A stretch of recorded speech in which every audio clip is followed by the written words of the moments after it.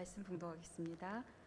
그들이 먹을 때 예수께서 떡을 가지사 축복하시고 떼어 제자들에게 주시며 이르시되 받으라 이것은 내 몸이니라 하시고 또 잔을 가지사 감사 기도하시고 그들에게 주시니 다 이를 마시매 이르시되 이것은 많은 사람을 위하여 흘리는 나의 피 곧 언약의 피니라.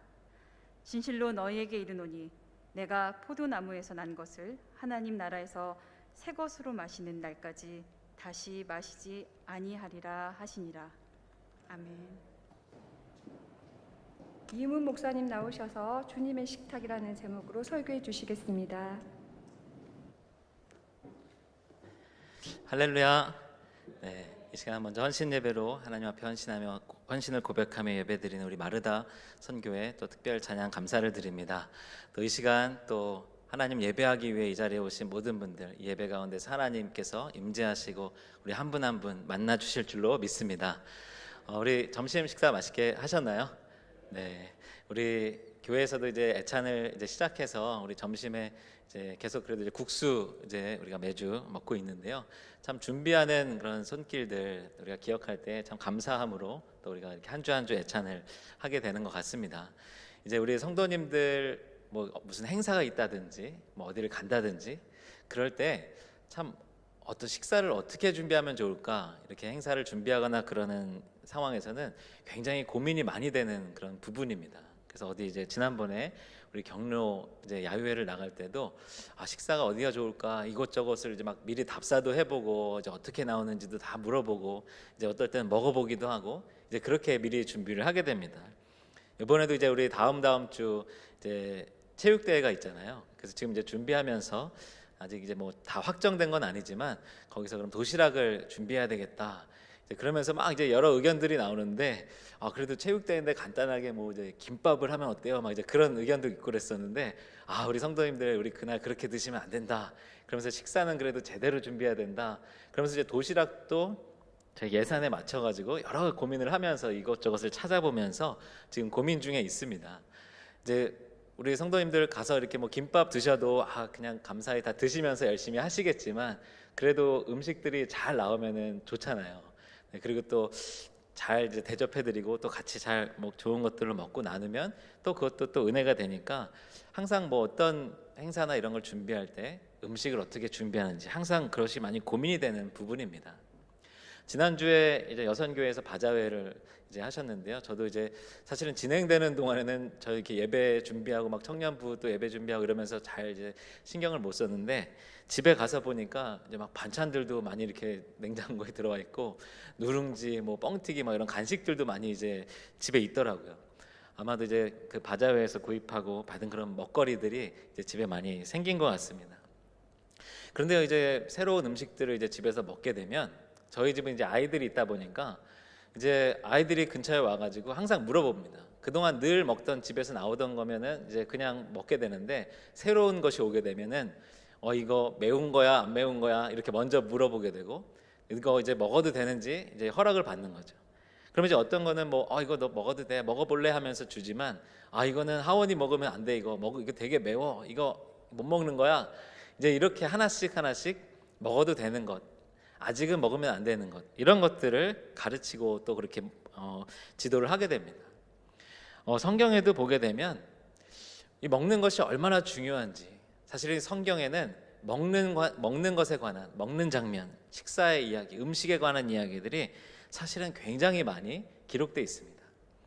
성경을 시작할 때 우리가 지금 이제 주일 예배 때마다 창세기 말씀 담임 목사님 강해해 주시고 계시는데요. 사실은 이 성경의 이야기는 먹는 것을 어떻게 먹는가 이것이 중요하다라고 하는 이야기로 시작되고 있다고 볼 수도 있습니다.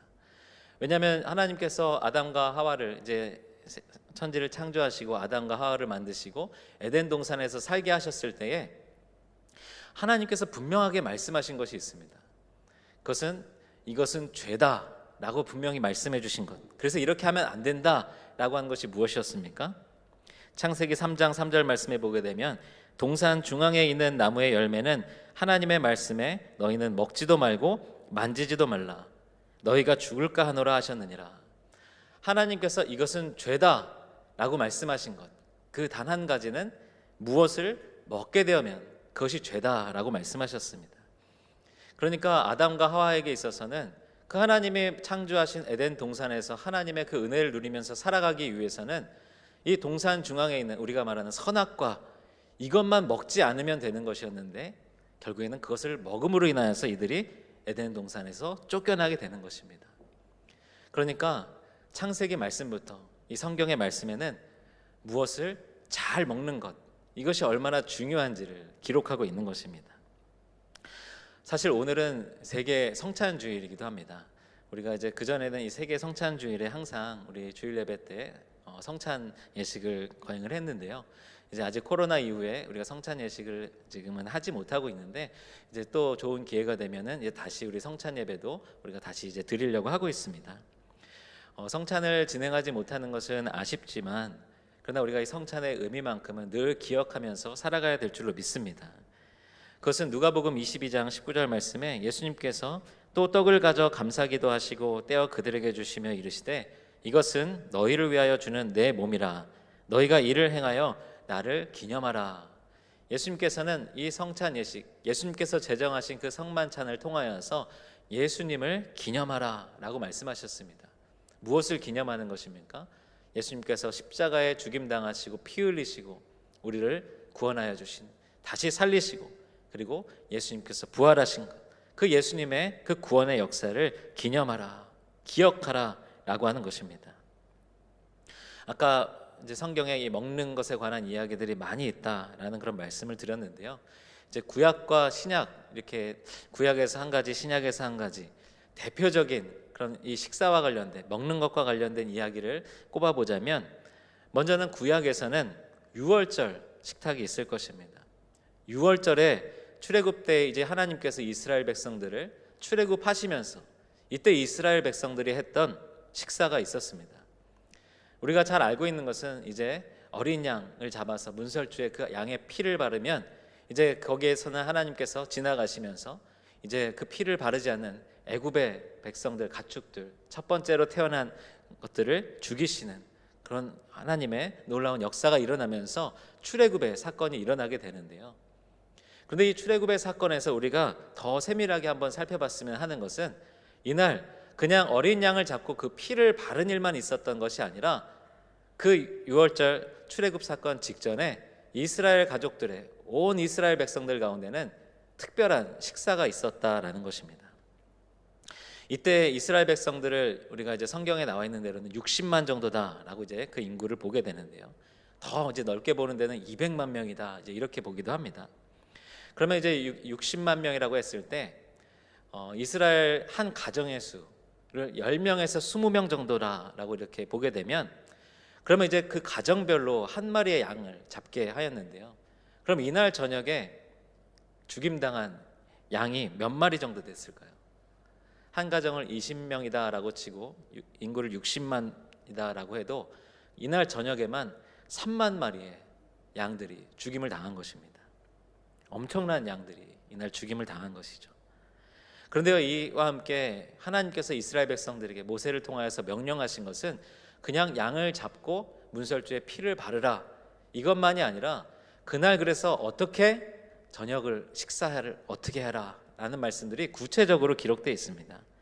출애굽기 12장 3절에서 4절 말씀을 보게 되면, 너희는 이스라엘 온 회중에게 말하여 이르라. 이달 열흘에 너희 각자가 어린 양을 잡을지니 각 가족대로 그 식구를 위하여 어린 양을 취하되 그 어린 양에 대하여 식구가 너무 적으면 그 집의 이웃과 함께 사람 수를 따라서 하나를 잡고 각 사람이 먹을 수 있는 분량에 따라서 너희 어린 양을 계산할 것이며.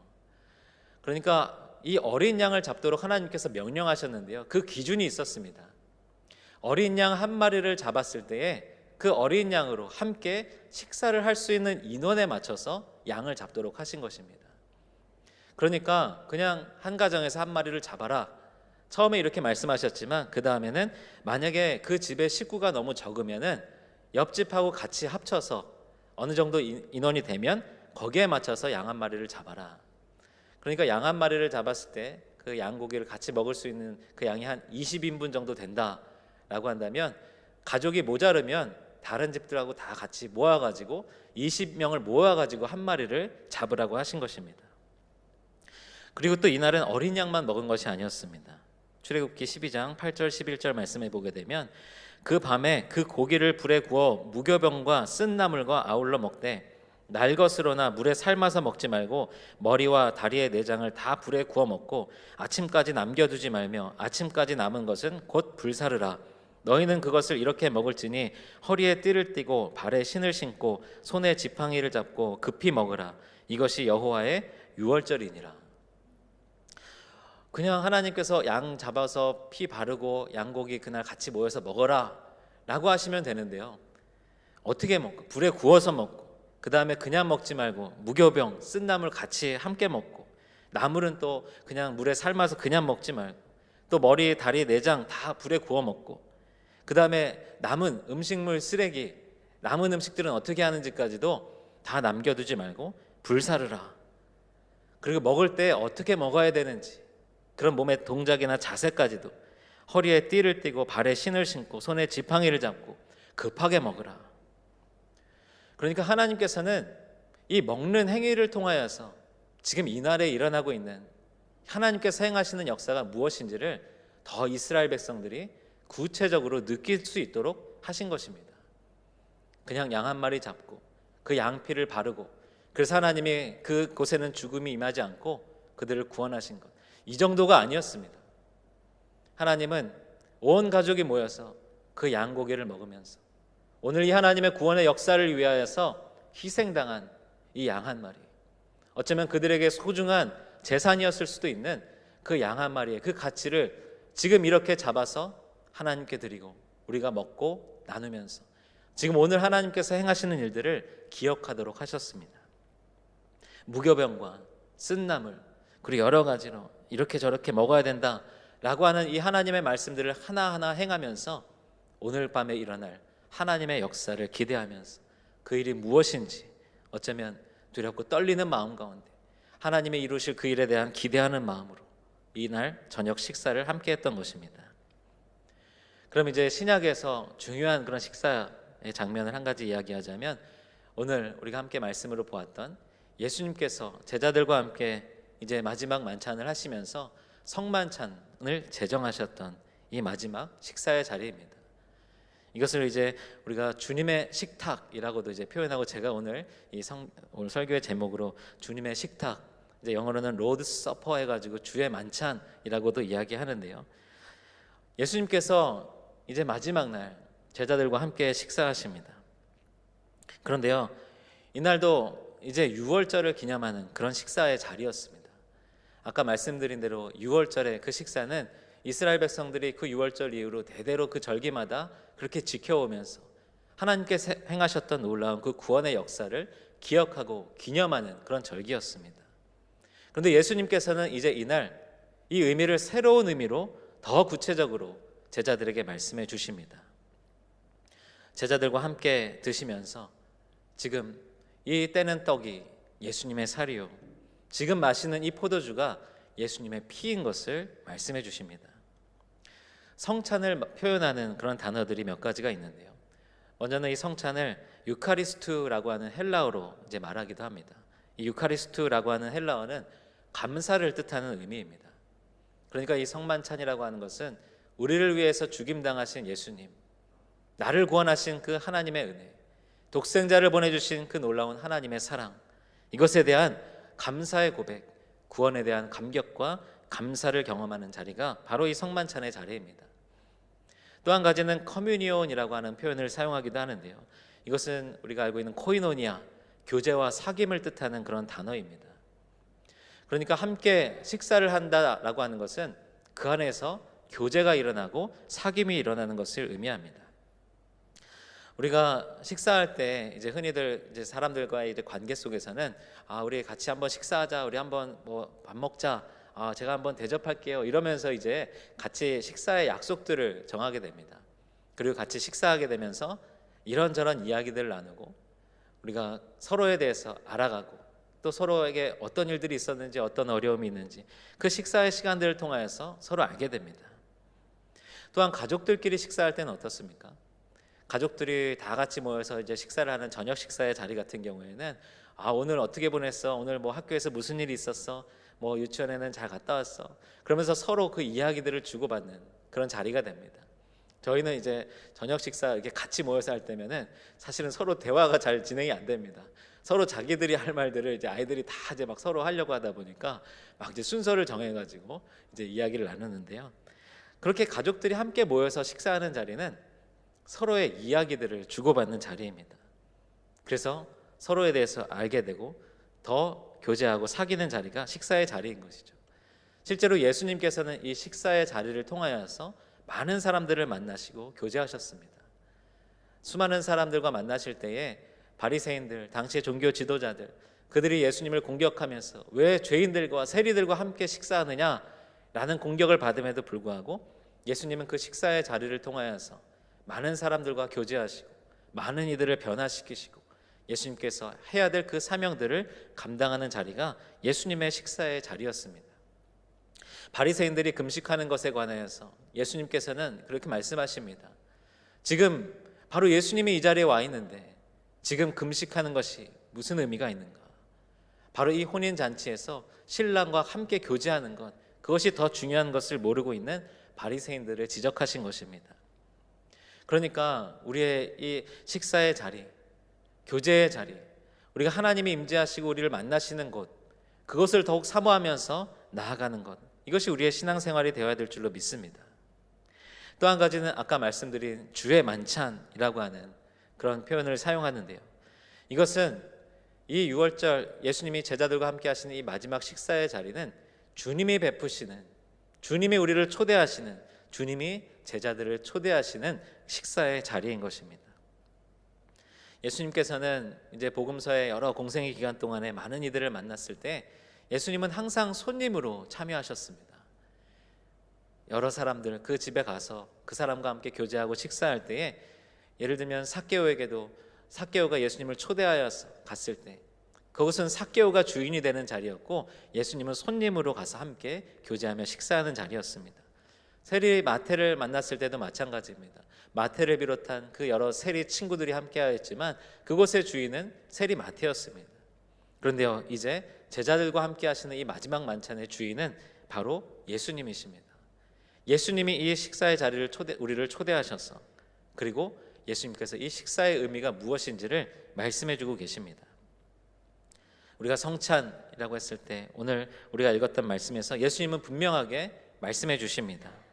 오늘 22절, 23절 말씀을 보게 되면 그들이 먹을 때에 예수께서 떡을 가지사 축복하시고 떼어 제자들에게 주시며 이르시되 받으라 이것은 내 몸이니라 하시고 또 잔을 가지사 감사기도 하시고 그들에게 주시니 다 이를 마시매 이르시되 이것은 많은 사람을 위하여 흘리는 나의 피 곧 언약의 피니라.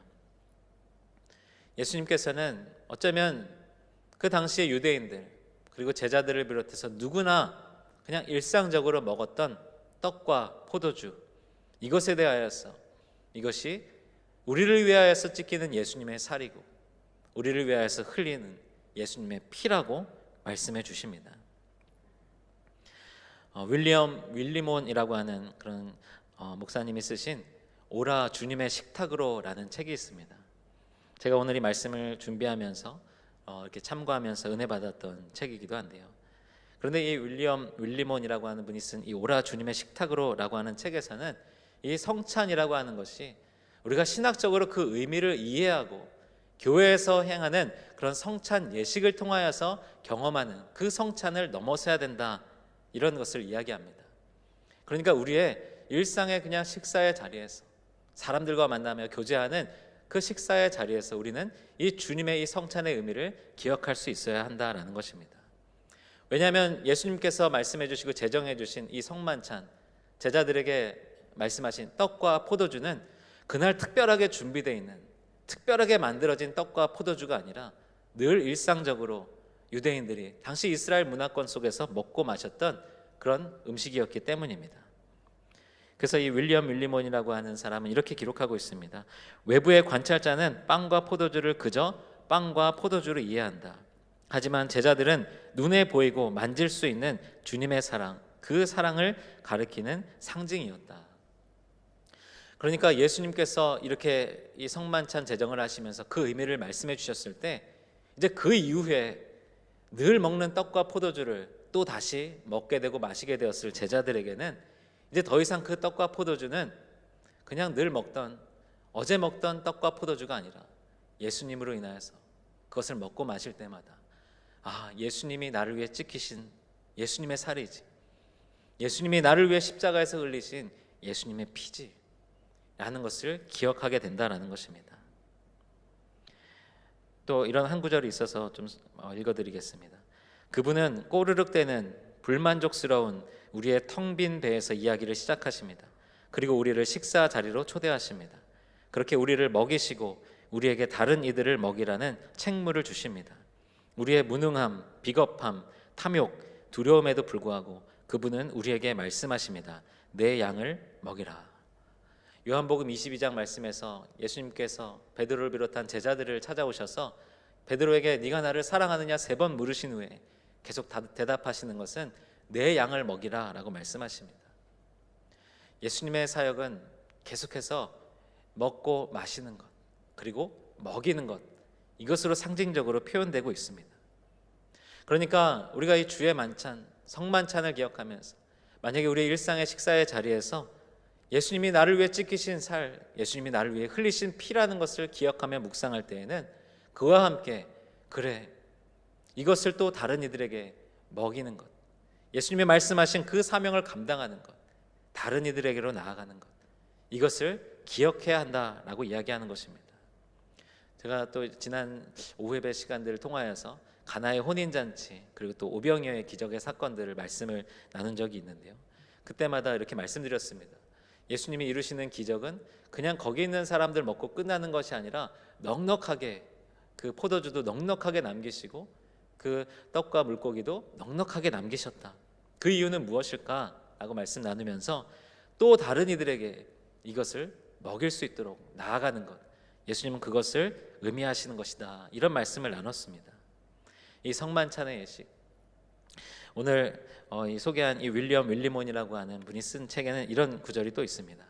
아침에 마시는 한 잔의 커피, 일하다 먹는 한낮의 간식, 목초 더미를 벤 뒤에 먹는 샌드위치, 저녁 식탁에 함께 가족이 둘러앉아 먹는 식사, 이 모두가 주님의 영광을 위한 행위가 될 수 있습니다. 우리가 먹고 마시는 자리는 주님의 영광이 밝히 드러나는 자리이며 그 영광에 응답함으로 우리는 그 영광에 참여합니다. 감사함과 기쁨으로 먹고 마시는 모든 일이 성찬이 될 수 있습니다. 우리가 성만찬 예식이라고 해서 오늘 이제 세계 성찬주일 또는 어떤 부활절, 우리 성탄절, 이럴 때 특별한 의미를 가지고 행하는 성찬 예식, 그 성찬 예배도 사실 우리에게는 중요합니다. 그 예배의 자리를 통하여서 우리가 성만찬에 참여하면서 오늘 예수님께서 말씀하신 이 귀한 예수님의 이 의미들을 기억할 수 있기 때문입니다. 하지만 오늘 이 시간 함께 나누고 묵상하길 원하는 것은 우리의 일상의 자리에서도, 우리의 일상의 식사의 그런 자리에서도 우리는 하나님께서 나를 위하여서 주신 그 은혜와 나를 구원하여 주신 그 감사와 그리고 나에게 주신 더 많은 이들에게 나누라고 하시는 그 사명을 기억할 수 있다라는 것입니다. 우리가 좋은 것을 먹기 위하여서, 맛있는 집에서 맛집에서 음식을 먹기 위하여서 얼마나 많이 노력합니까? 막 인터넷으로 검색도 하고, 그리고 줄을 막 길게 서는데도 불구하고 오랫동안 줄 서서라도 맛있는 것 한 끼를 제대로 먹기 위해서 얼마나 많이 노력하는지 물론 아닌 분들도 계실 텐데요, 이제 그렇게 한 끼를 잘 먹는 것, 맛있는 걸 먹는 것, 이것을 위해서 많이 신경을 쓰는데요, 그런데 그렇게 먹을 때마다 우리가 꼭 기억했으면 하는 것은 예수님께서 나를 위해서 찢기신 예수님의 살, 나를 위해서 흘리신 예수님의 피, 그리고 나를 구원하여 주시고 지금 나에게 이런 새로운 생명의 사명을 허락하여 주신 것, 이것을 기억할 수 있기를 소망합니다. 예수님께서는 왜 이 떡과 포도주의 의미를 담아서 성만찬, 예수님의 그 죽음 그리고 우리를 향한 구원을 기억하도록 하셨을까? 우리가 이 성경책을 이야기할 때 흔히 생명의 양식, 영의 양식이다라고 이렇게 우리가 이 말씀을 이렇게 지칭합니다. 그런데 이것은 말 그대로 우리의 생명의 유지를 위해서는, 우리의 영원한 생명, 이 영원한 생명의 생명력을 계속 갖기 위해서는 이 영의 양식을 버릴 수 없기 때문입니다. 그리고 우리가 실제로 먹는 오늘 점심에 먹은 국수와 그리고 또 우리가 매일매일 먹는 그 한 끼 한 끼 그 식사와 음료들, 사실 우리가 음식을 먹는 이유는 무엇입니까? 가장 기본적인 이유는 우리의 생명의 유지를 위해서입니다. 우리가 계속 죽지 않고 살아가기 위하여서 우리는 계속 음식을 먹고 마시는 것입니다.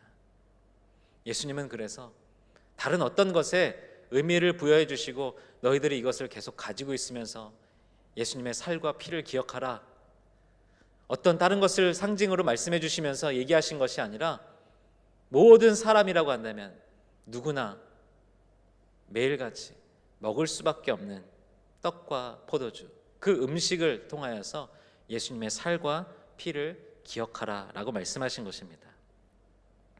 우리 사랑하는 성도 여러분, 우리의 일상에서 우리가 먹고 마시는 것, 그 자리 가운데서도 늘 하나님의 은혜, 우리를 구원하신 예수님의 사랑과 예수님의 그 십자가의 은혜를 기억하게 되기를 소망합니다.